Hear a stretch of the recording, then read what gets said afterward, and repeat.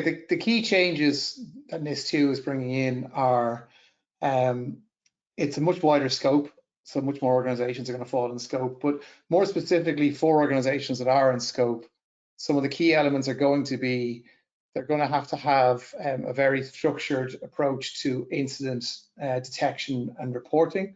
So there's going to be, a requirement to report to their supervisory body, which will likely be something like the NCSC in the UK or Ireland, or their equivalent in a European country. They're going to have to provide detail in those reports quite rapidly within 24 hours, and then an update within 72. And there may be additional reporting requirements to other entities, for example, in different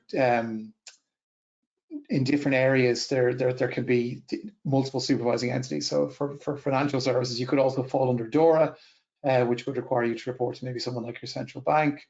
Or if you were in maybe a telecommunications, you could have to report to someone like Comreg in Ireland. I think the other key changes are around requirements for senior leadership to get cyber risk and cyber management training. So they need to be able to, they have a lot more responsibility now, so they need to understand there's the cyber risk management program and the decisions and appropriate budget and management of those. So I think that's another key element. And then other than that, most of it is stuff that organizations should be doing anyway, but it's going to get a lot stricter. So, good cybersecurity hygiene, all the normal things you would expect people to be doing, managing your identities, things like multi-factor, ensuring you've got good business continuity and backup plans, making sure that you've got good data classification and data security controls in place, and that you've good kind of detection and automated remediation tools like an EDO or something like that in place. And then probably key will be training, making sure your staff get good security awareness training. So all of this is stuff we all should be doing, but now we're going to be audited and required to do so.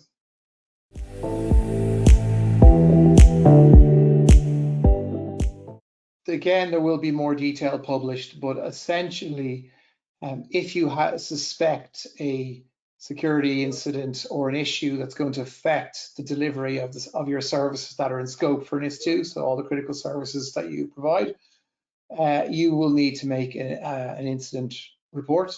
If it's a cyber security incident, that will be going to your NCSC or equivalent, your National Cybersecurity Centre. Or if it's maybe not a cybersecurity incident, maybe if it's a service availability incident, that will more likely be going to your supervisory body. Again, that could be someone like Comreg here in Ireland, or Department of Finance maybe, or the central bank. Lots of different potential agencies involved there. Not all clear who they will be yet. And that report would need to be done, within 24 hours, and then you need to follow up within 72 hours with more detail.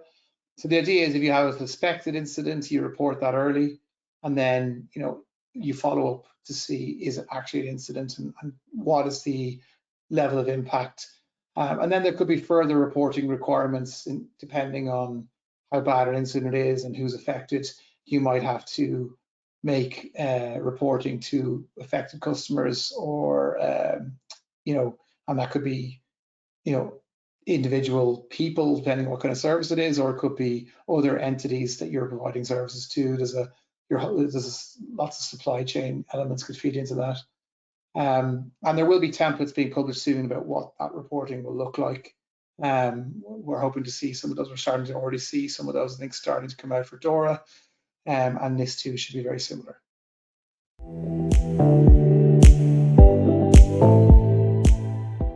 Yeah, so in order to kind of assess your maturity or your position on where you are now vis-a-vis NIS2, well, there's a good bit of information out there on NIS2, but not a lot of detail, because we're still pending legislation to come out in all of the European countries, which will happen later this year. But generally, my understanding is, you can take the kind of 10 key principles that have been published, and also looking at things like the NIST 800 framework. Version 2 has just been published to the cybersecurity framework this year, is what I think they're going to be basing a lot of the measurement controls about. So you could do an assessment against maturity around something like that. Or you could work with a partner who offers these kind of services. That's something that we are working with customers on at the moment. We do have tooling and services available to do that kind of maturity assessment. And really, it's just a gap analysis to see, where are the key areas that you don't have or you need to do a little bit of work on to meet NIS2. Most of those hopefully will be in things like the net new stuff around incident reporting and handling, and maybe the training or at board level. You would hope that a lot of the rest of the stuff is things that organizations are already doing.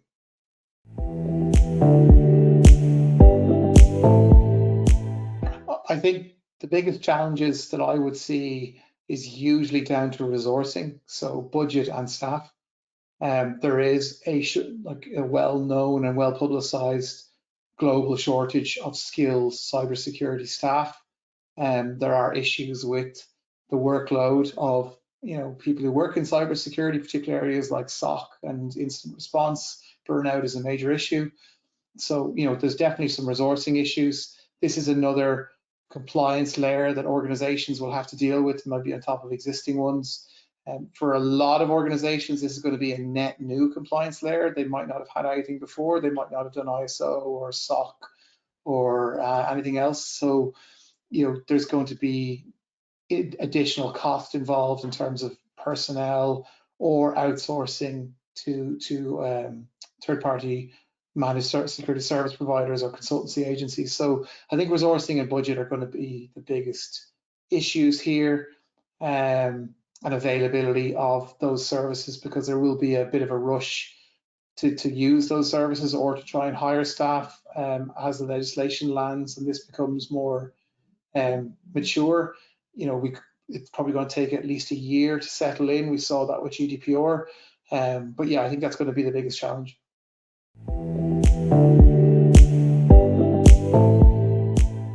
The supply chain risk is probably the management of supply chain risk from a NIS2 perspective is probably another net new area, to be honest. There's going to be a lot of requirement now to vet your supply chain, focused on the ones that are key to your critical services that will be in scope for NIS2. So, if you're providing, energy, and you have suppliers that are critical in terms of providing the hardware or software to enable you to provide your services, you're going to have to make sure that they are, up to your standards when it comes to their cybersecurity maturity and their ability to report to you on incidents and issues. So it's going to require a lot more diligence now around the supply chain.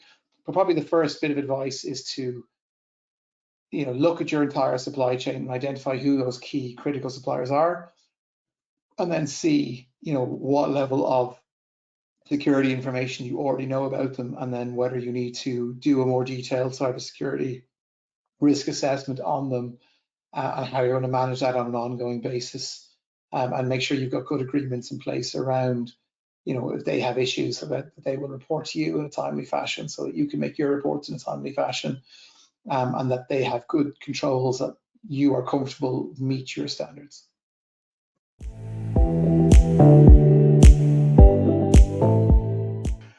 Yeah, so obviously, again, we're still, in terms of best practices or requirements around NIS2, we don't have the detail yet in terms of the legislation, but it will be basic cybersecurity hygiene is what needs to be done. So we're looking for MFA, so good MFA. Any MFA is good, but ideally something that's backed by an authenticator type solution.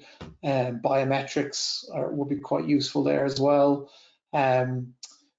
Good coverage across all of your endpoints, that you have visibility of what is going on in them in terms of software installation or potential malware activity. So having an agent that's running on all your endpoints that gives you that kind of information telemetry, and ideally will automatically quarantine or do automatic fixing of those devices, so some kind of EDR solution. Good visibility at your network layer of what's going on at the perimeter and your internal. Understanding what your baselines look like, so it's easier for you to detect anomalies. So being able to do good baseline analysis, and then really looking to see when something is out of the ordinary. Good data security controls, so having data classification is going to be a requirement, so that you understand what your critical confidential data is and you protect that accordingly.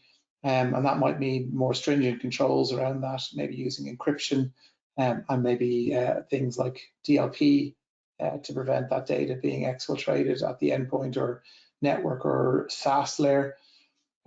Good cyber awareness training for all your staff, effective cyber awareness training, so not just tick the box type training, your regular testing, test of knowledge will be very important. And good internal audit programs, so that you can check that all of your controls are actually working. So you're not just implementing the controls, you're measuring the effectiveness of those controls on a regular basis. I think that's going to be very, very important as well. So those would all be kind of key, good practices that I would expect organizations should have in place. And if they have those in place, they're going to be a long way towards being compliant with NIS2.